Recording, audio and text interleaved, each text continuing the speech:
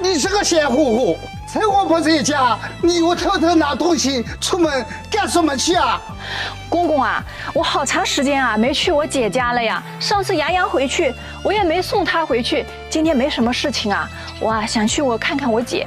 你先别走，先别走，去你姐家还要拿这么多东西吗？你怎么那么不敬畏啊？公公啊，去我姐家也不能空手去啊。你去亲戚家都知道不能空手去，我就拿点这点东西，也不多啊。你怎么那么懂事啊？去你姐家用得着拿这么多东西吗？你空手去，你姐也不会说你的。给我吧，你可以走了。公公啊，你怎么能这样呢？这是我买的。还你买的？你哪里来的钱啊？你的钱都不是我儿子赚的。哎呀，公公啊，你怎么可以这样啊？哎。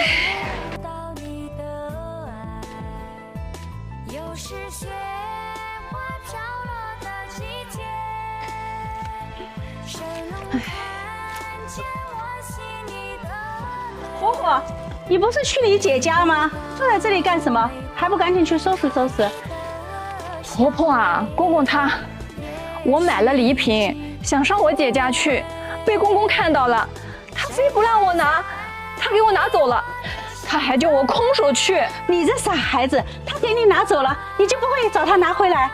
婆婆啊，公公他毕竟是个长辈，我不可能硬把他抢回来吧？火火，既然他不讲道理啊，咱不能惯着他。你在这里等着，我回去收拾他去。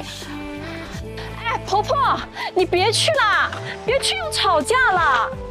火火，这事你不用管了。脾气一吹就是不一样。闲乎乎买这么多东西挺好，我拿它上朋友家去玩玩。你这个老东西，你拿这些东西干什么去？你还好意思问？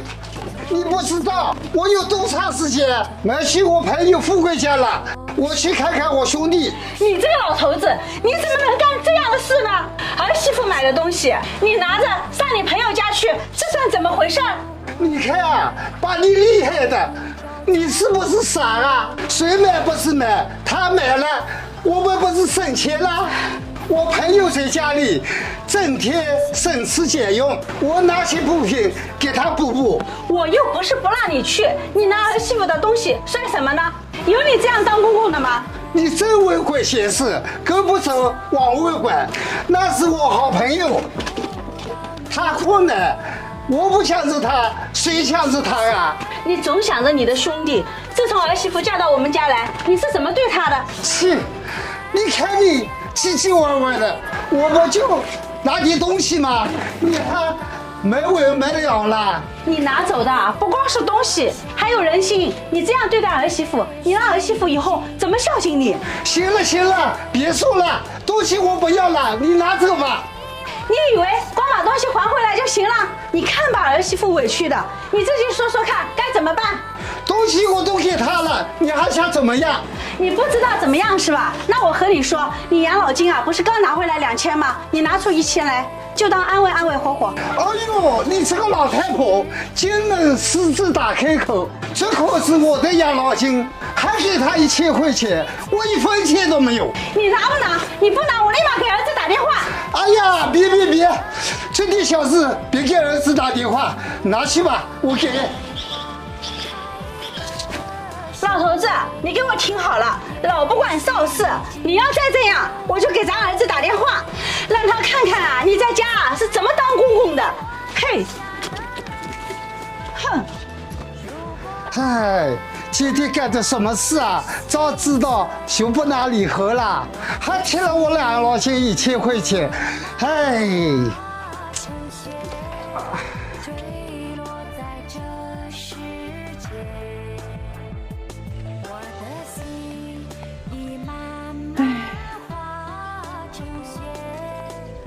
火火啊，东西啊我给你拿回来了，你公公啊还给了你1000块钱的赔礼费，让你啊再去给你姐买点东西。哎呀，婆婆啊，这礼盒啊我拿回来就好了，这钱啊我就不要了。哎，叫你拿着你就拿着，你公公啊知道错了。那行吧，婆婆，你快回去吧，我走了啊。路上慢点啊。好的，婆婆。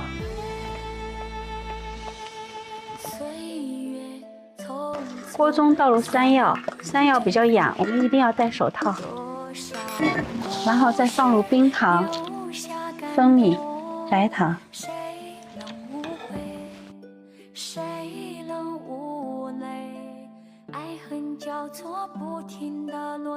再加入泡发好的莲子，煮到软。